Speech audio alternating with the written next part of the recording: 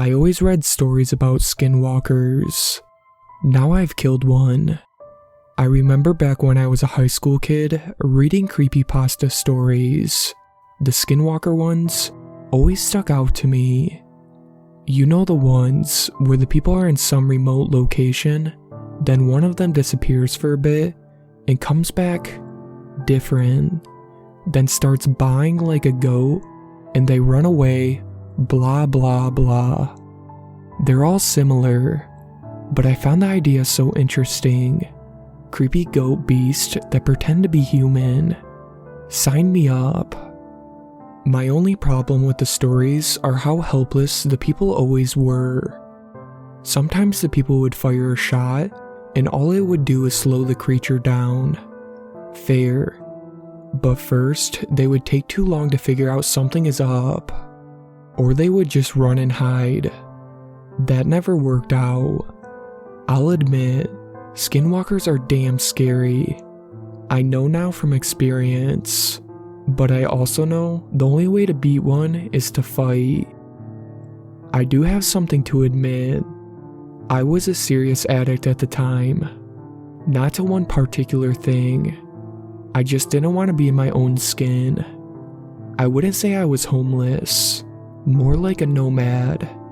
I had some money in the bank and a car, but not much else.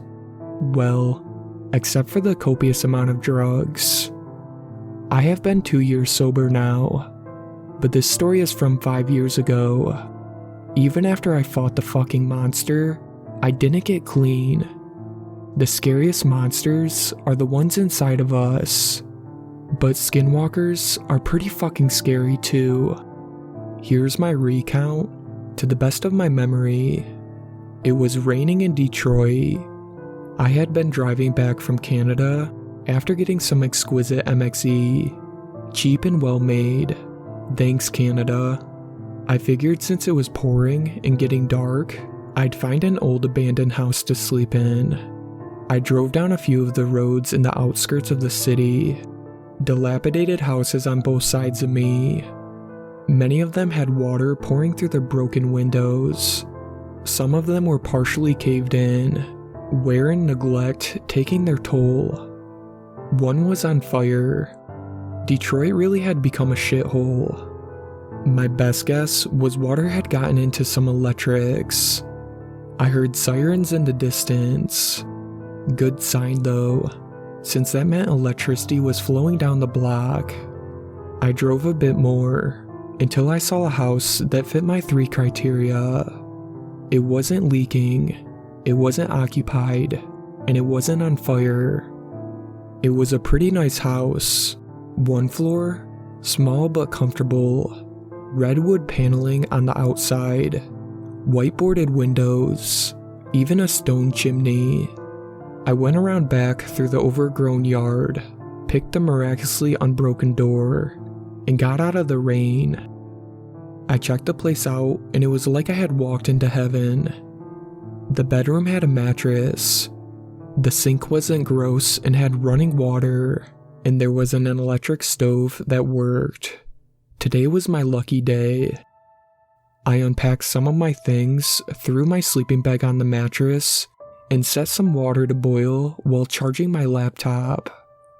See, I told you I wasn't homeless. I liked a bit of comfort in my life. I had my cooler with milk and butter too, so my mac and cheese was damn delicious. And finally, I had my time to get high. It should be noted, I never hallucinated. Even after taking tons of acid or shrooms, I only had the color effects and swirling. Distortion, but not projection. So imagine my confusion when, sitting in a warm light, I had in a sturdy chair. High out of my mind. I heard a bah sound outside.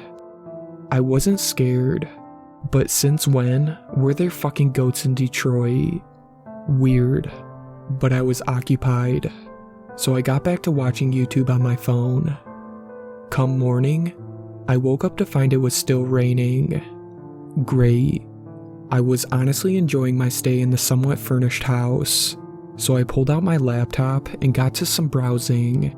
Of course, I helped myself ingest a bit more MXE, plus a bowl or two, and I was quite content. Then I heard a knock on the door. Fuck. Weed always made me paranoid, and while it was slightly negated by the MXE, being in a house I had technically broken into put me on edge. I hope to God it wasn't the police, but I answered the door nonetheless. There stood a man, soaking wet, clearly high. I thought, hey, unless this guy shanks me, we could be best buddies. He wasn't intimidating, a bit shorter than me and scrawny, with unmatched shoes a size too big and uncut scraggly hair. Hey boss, help a guy get out of the cold and rain for a bit? I said sure. Who was I to say no? It wasn't my house, and we exchanged some pleasantries as he came in. I don't think he was in any state of mind to determine that the house had clearly been abandoned. But even if he was, he didn't say anything. He just sat down in a chair and rode whatever wave he was on. I continued my own browsing, taking a bit more MXE out of sight from him, then offering him to smoke. He happily obliged.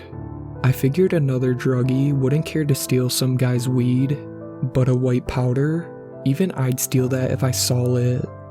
A few hours passed and the rain let up. He thanked me, got up, and left. Another human interaction with no trouble, a win in my book.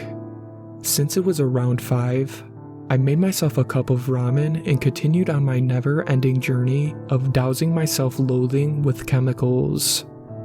I threw down a bottle of cheaply acquired Robitussin to add to my high, and waited for it to hit.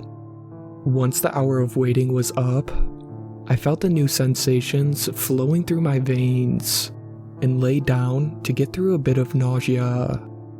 As I was laying there, something passed through my peripheral vision outside. It almost looked like a goat. I wasn't going to be getting up unless the bed under me was on fire, so I stopped caring. Then came the bah again. My mind neurons, now shooting quickly in succession to recognize any pattern, went right into the stories of Skinwalkers. I vividly remembered everything, and a part of me, a small part, wished that I was dealing with one. I fantasized about being in the woods, seeing a friend come back as something wrong. I went through the possibilities, how I would handle it. Plans and plans ran through my brain, setting wild booby traps, shooting it with a machine gun, and many more I don't remember. Eventually, I fell asleep. The next day I felt like absolute garbage. My stomach couldn't handle an entire bottle of cough syrup like it used to. Now I know I was getting stomach ulcers, but I was still in the midst of my addiction then, so I didn't really care. I drank some milk and took an aspirin, popped a few Xanax, and passed out for the next 16 hours. I woke up to a loud knocking on the door. I tumbled out of bed, headed to the door, then noted it's pitch black outside, raining again, and I don't actually live here. Who the fuck could that be? I got to the door and tried looking through the peephole, but couldn't see a thing. Then I heard the knocking again, loud and fast, like it was an emergency. I popped back to where my bag was, grabbed my admittedly crummy old gun, and pocketed it. Then I opened the door. There stood the man from the other day, drenched again, looking down at the ground. I asked him if he was okay, and he slowly turned his head up. He locked eyes with me, and a shiver went down my spine.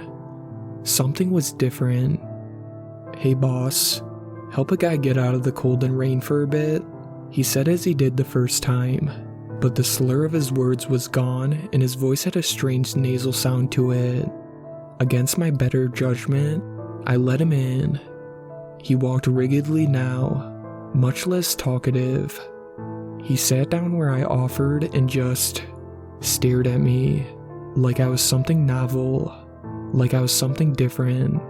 I packed and lit up a bowl since he was seriously making me uncomfortable. Then I offered it to him. He stared at me like I had two heads, then took it and inhaled, mimicking me. That was a bad idea. I quickly noticed a few things. He was now coughing so hard, it looked like his face was about to come loose. Then it did, like a kid wearing a Halloween mask that slid to one side. His pupils turned into rectangles, and his hands had ripped open, peeling back like a banana peel, revealing claws. I had just gotten a Skinwalker high. I stared at him, at it, dumbfounded for a second, before the primal part of me took over. I don't know how I pulled it off, but my brain fired the emergency switch, ran to the bedroom, grabbed my bag with everything in it, crushed up an Adderall, snorted it, refocused, ran back to the entry, saw the Goatman / Skinwalker, who was now freaking the fuck out and buying.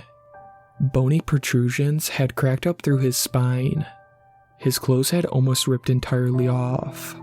The beast's chest, now hulking mass of muscle, pulsating with anger, growing larger by the second. I ran past and booked it to my car. I threw my shit in the car, and my brain was on ultra speed.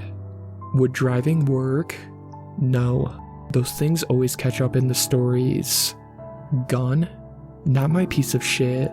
Fire? Fire would work.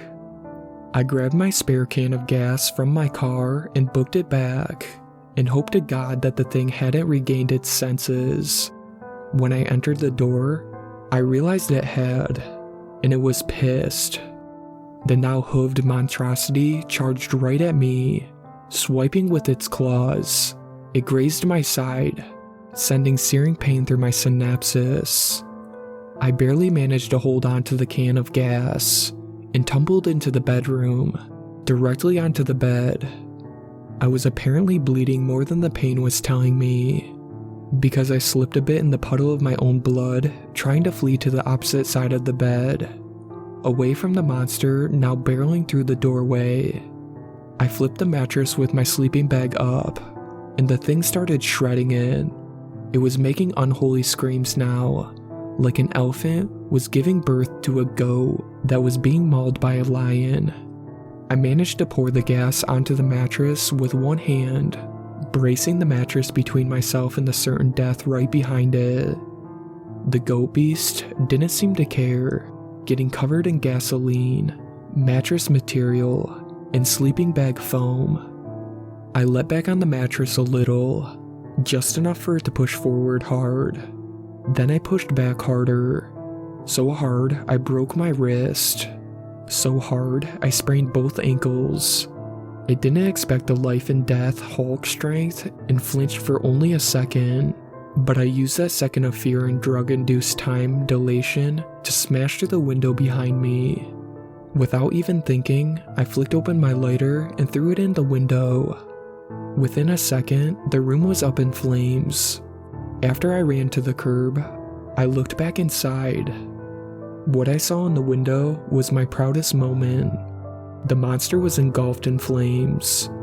Not only had the gasoline caught, but the foam and other material had stuck to it, and was rapidly searing off skin and muscle. The thing was screaming. It was dying. It was the most metal thing I had ever seen. I took a sigh of relief, then noticed a cool feeling on my leg. I looked down to find an absurd pool of blood under me. The pain hit. I passed out. I woke up in the hospital. Apparently firefighters had found me. I told the police a semi-lie about being a squatter and having someone come at me with a knife. And when I was out, they must have started the fire. I was eventually discharged, found my way back to the house, and got in my car. Then I got the hell out of Detroit. So, that's how I killed the Skinwalker. Or a goat man. Whatever you want to call that thing. Yeah, I almost died, but I didn't. Is there a lesson from this? Yes. And here it is, because I like to share my opinions. Monsters have to hide in the dark because they're afraid of us. Maybe not individually, but they must have seen what we're able to accomplish as a group. We will turn land bare for resources, create weapons that could annihilate all life, and shoot ourselves in metal tubes into space. We're smart and vicious, and no matter how good any beast gets at murdering, humans have mastered the art. I don't know how to end this triumphant speech, so I'm going to stop writing now. Okay, now. Alright, maybe one more sentence. Wait, I almost forgot the classic. Fucking Skinwalkers. Perfect.